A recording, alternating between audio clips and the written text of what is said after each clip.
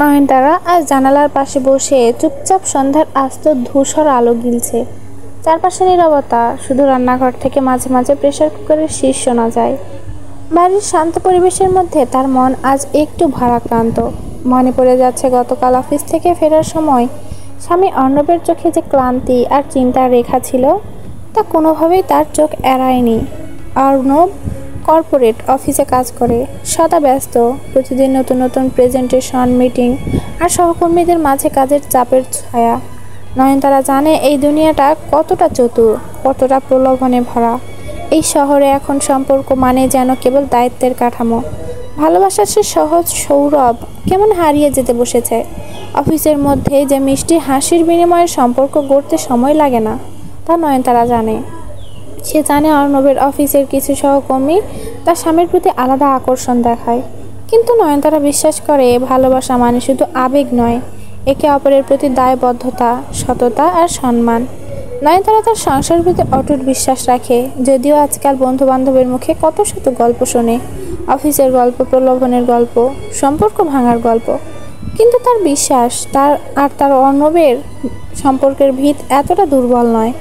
একদিন সন্ধ্যায় অর্ণব অফিস থেকে ফিরে ক্লান্ত ভঙ্গিতে ড্রয়িং রুমে বসলো। নয়নতারা চা এনে দিল। চায়ের কাপে চুমুক দিতে দিতে অর্ণব বলল, তারা অফিসে নতুন একটা মেয়ে জয়েন করেছে, নাম ঈশিতা, খুবই প্রাণবন্ত, কিন্তু ওর ব্যবহারের মাঝে একটু অদ্ভুত লাগে। নয়নতারা মৃদু হেসে বলল, কেমন অদ্ভুত? অর্ণব একটু চুপ করে বলল, ও মাঝে মাঝে এমনভাবে বন্ধুত্ব করতে চায় যেটা পেশাগত নয়। আজও লাঞ্চ টাইমে বলল, আমার সাথে উইকেন্ডে সিনেমা দেখতে যেতে চাই। আমি স্পষ্ট করে এড়িয়ে গেছি, বুঝতে পারছো? একটু অস্বস্তি লাগছে। নয়নতারা বুঝলো অর্ণবের মুখে সত্যতার ছাপ স্পষ্ট, ওর কথায় কোনো ভনিতা নেই। সে শান্তভাবে বলল, সীমারেখা বজায় রাখাটা আমাদের দায়িত্ব।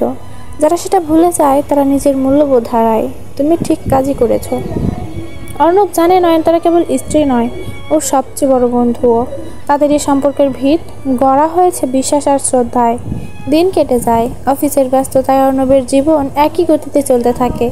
ঈশিতা আরও কিছুদিন চেষ্টার পর বুঝে যায় অর্ণবের জীবনে এই ধরনের সম্পর্কের কোনো জায়গা নেই। নয়নতারা প্রতিদিনের কাজের মাঝে নিজের ভাবনাগুলো গুছিয়ে রাখে।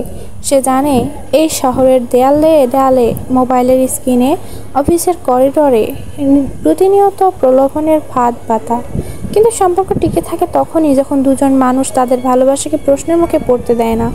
নয়নতারা একদিন রান্নাঘরের জানালা দিয়ে আকাশের দিকে তাকিয়ে ভাবছিল, এই সংসার, এই বন্ধন, এই সুখের জীবন কোনো সিনেমার রঙিন ফ্রেম নয়, আর প্রতিটা মুহূর্তে সততার পরীক্ষা রয়েছে।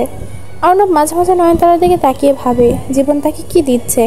অফিসের চকচকে পরিবেশ, প্রতিদিন নতুন মানুষ, নতুন হাসি, কখনো ভুল বোঝাবুঝি, কখনো বন্ধুত্বের মোড়কে লুকানো ফাঁদ, কিন্তু তার জীবনের সত্য হলো নয়নতারা। একদিন সন্ধ্যায় অর্ণব বাড়ি ফিরে দরজার পাশে দাঁড়িয়ে দেখলো নয়নতারা ছোট্ট একটা কাগজে কিছু লিখছে। অর্ণব জিজ্ঞেস করলো, কি লিখছো? নয়নতারা হাসলো, বলল, একটা লিস্ট, আমাদের জীবনের ছোট ছোট স্বপ্নের তালিকা। অর্ণব কাগজটা হাতে নিয়ে, তাতে লেখা, প্রতি মাসে অন্তত একদিন একসাথে বাইরে খেতে যাওয়া, প্রতি সন্ধ্যায় চায়ের আড্ডা, একে অপরের জন্য সময়রেখা বজায় রাখা, ছোট ছোট উপহার দেওয়া, নিজের দুঃখ কষ্ট, লোভ সব কিছু সত্য করে ভাগ করে নেওয়া। অর্ণব একটু অবাক হয়ে বলল, তুমি তো আমার মনের কথাগুলোই লিখে ফেলেছ। নয়নতারা চোখের কোণে জল নিয়ে বলল, তোমার বিশ্বাসটাই আমার শক্তি। প্রলোভন আসবেই, কিন্তু সম্পর্ক টিকিয়ে রাখার জন্য নিজেকে সংযত রাখা মানেই ভালোবাসার প্রতি সত্যিকারের সম্মান। এরপর কিছুদিন পর ঈশিতা হঠাৎ একদিন অফিস ছেড়ে দিল। তার বিদায় সংবর্ধনায় অর্ণব উপস্থিত ছিল, কিন্তু সে জানতো তার জীবনের স্থায়ী সম্পর্ক এই অফিসের মধ্যে নেই। সে জানে তার পৃথিবী নয়নতারার চারপাশেই গড়ে উঠেছে। বাড়ি ফিরে এসে সে নয়নতারার সামনে বসে তার হাতটা ধরে বলল, তারা, আজ আমি আরও একবার বুঝলাম জীবনটা প্রলোভনের পথ নয়, বিশ্বাসের পথ।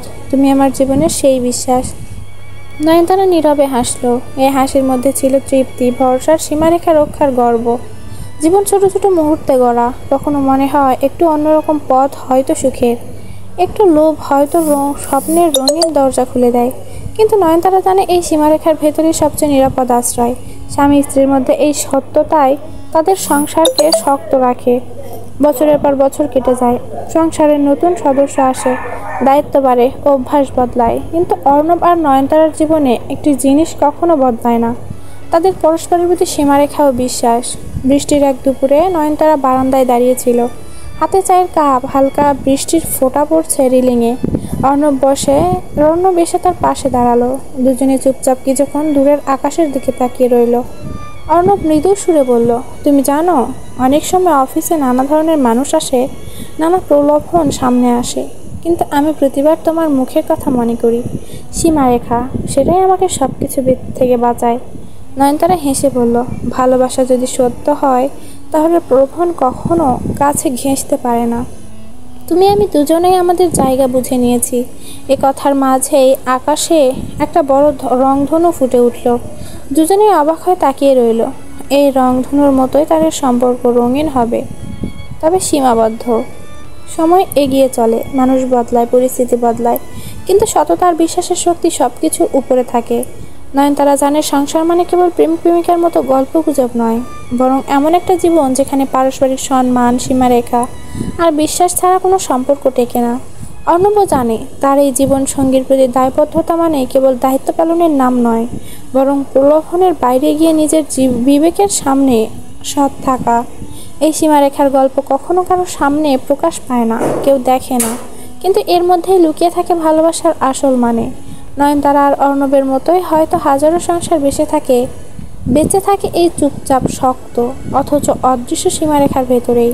এভাবেই সংসার এগিয়ে চলে, ধীরে ধীরে নিশ্চুপে, বিশ্বাসের প্রাচীরে ঘেরা এক নিরাপদ আশ্রয়ে।